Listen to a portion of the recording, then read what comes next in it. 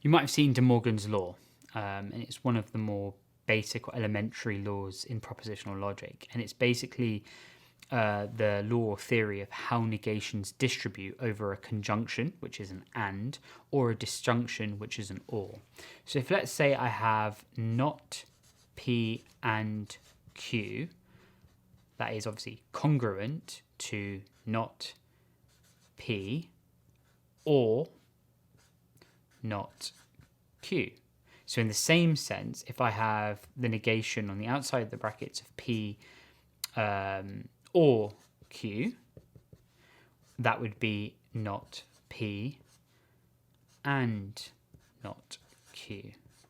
So essentially it's you're flipping these once you break out this bracket. So if it's not both P and Q held, then at least one must fail. If it is not true that either P or Q holds, then both must fail. So if P, it is rainy, so let's say P, it is rainy, and Q is, it is windy, if we now apply these in here, it's not true that it's raining and windy, which is this, or either it's not raining or it's not windy. Those are exactly the same sentences.